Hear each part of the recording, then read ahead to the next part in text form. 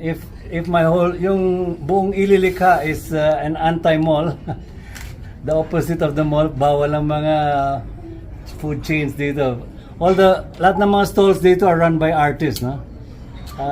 Kasi mga artists nahihirapan in between sales of a painting or a sculpture.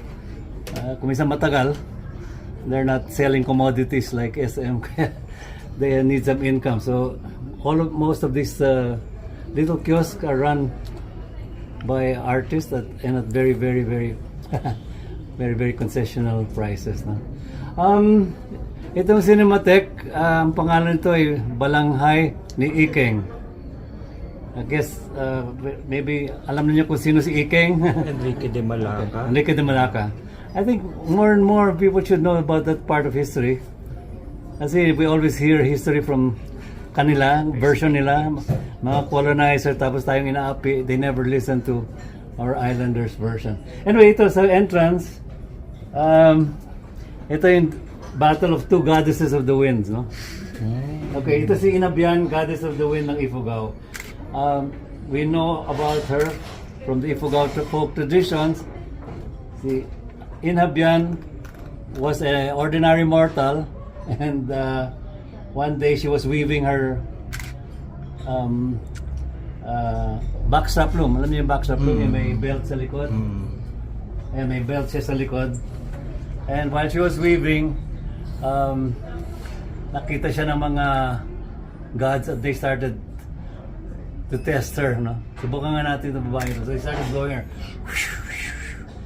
So kung saan siya tilapon. Pero kasi meron siyang belt na backstrap which acted like a seat belt, di ba? Hindi siya. She survived the test. So they all pray to today when there's a typhoon going to Ifugao, they pray, oh Inabian, sana bypass mo itong ili namin. Let spare our village. Let us be in peace. Anyway, so when they made her the goddess of the wind, si Inabian, when Inabian became the goddess of the winds of Ifugao, she's one of our local alamats, no? Yun lang, nadi-display siya nila Captain Marvel at nila Wonder Woman. But in the end, we have to know more about our little story. So Inabian, the goddess of the wind from Ifugao, is now encountering the goddess of the wind of Hollywood. Okay? I'm sure you're all familiar with this wind-blown icon. So parang Marilyn. ang basic thing dito is alis dyan, Hollywood. We have many beautiful tales of our own. Tama na yung mga sex and violence formulas mo. Pakinggan naman namin yung mga alamat na galing sa Cordilleras, galing sa Tibuli, sa Mindanao. We're tired of your Harvey Weinstein stories. Kahit na Oscar winner, we want to tell our own stories.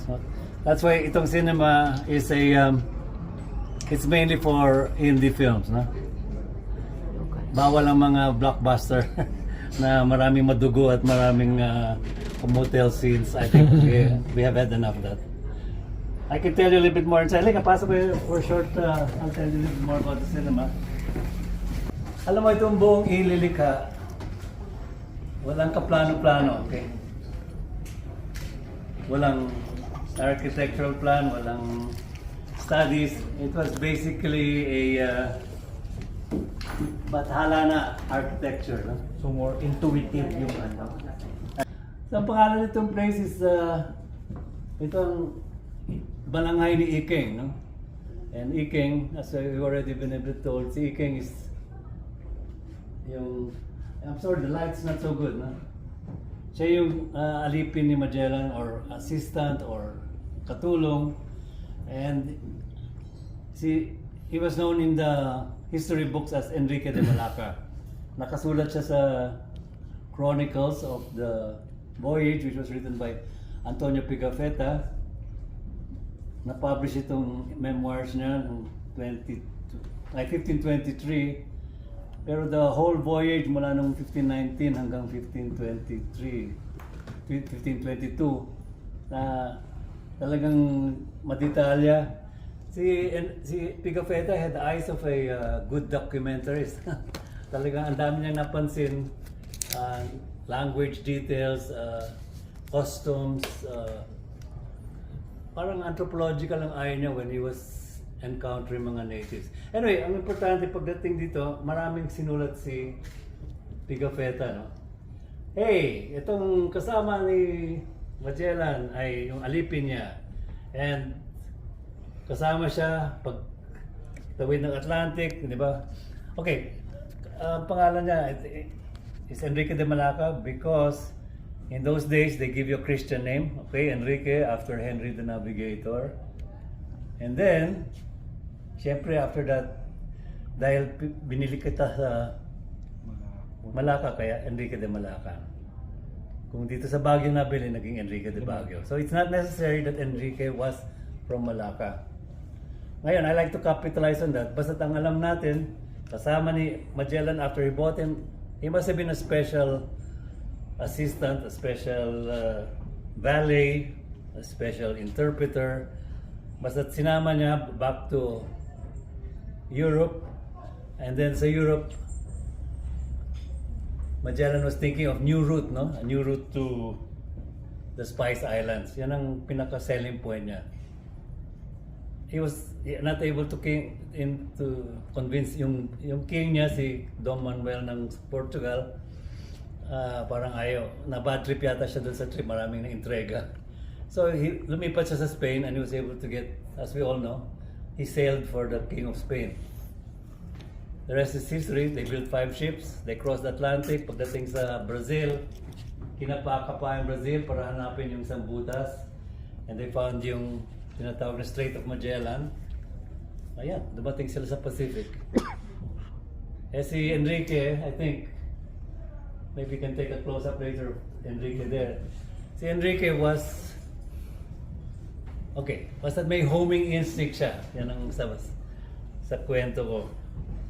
When he crossed the Pacific, yun mo 99 days silang tumatawid dito sa napakalawak na ocean.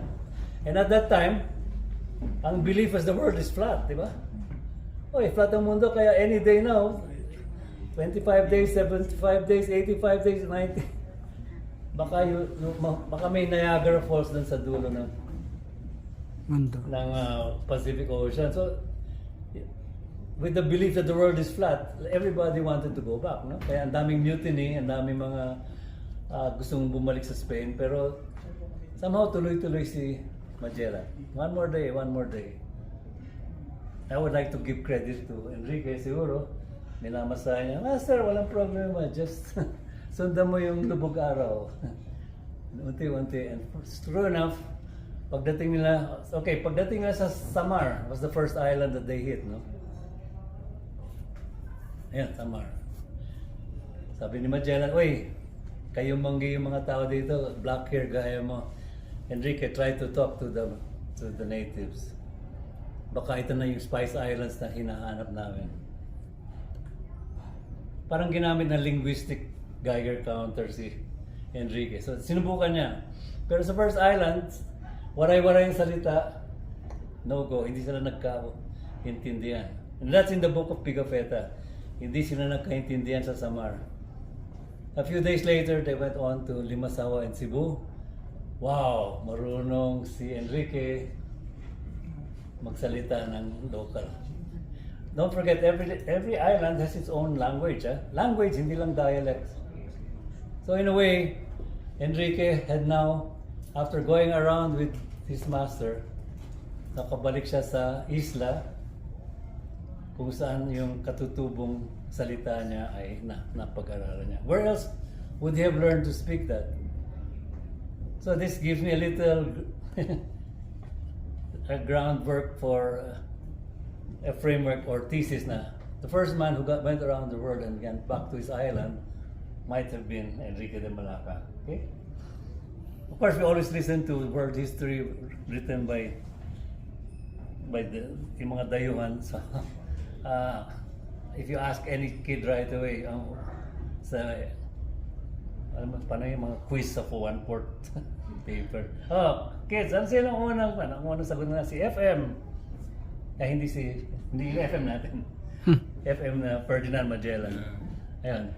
Basta, it's good that our kids now will learn more the possibility na si Enrique ang unang nakarating. Kasi, okay, si Magellan trip niya started Malacca, nabutan niya Europe, Atlantic, Pacific, pagdating niya sa Mactan, tinepok siya ni Lapu-Lapu, di ba? Sorry na lang, pare, hindi mo maubos. 99% kasi Mactan is about 2,000 kilometers from Malacca. So 99% lang nabuo niya. Kulang pa siya ng 1% para ma-kompleto niya yung circumnavigation niya. Whereas the slave, saan siya nanggaling? Okay, Magellan bought him in Malacca, brought him all around, naka 99%. Yung pala, before he bought the slave, bago niya binili si Enrique, siguro na-pick up si Enrique ng slave traders, no? Na-kidnap siya. Dinala from Malacca, from Mactan or Cebu to Malacca at pinagbili kay Magellan. So, in effect, ginawa ni Enrique yung first 1%, tapos dinala siya ni Magellan ng 99%. So, ginuwid ng tadhana, the first circumnavigator must have been this lowly slave, no?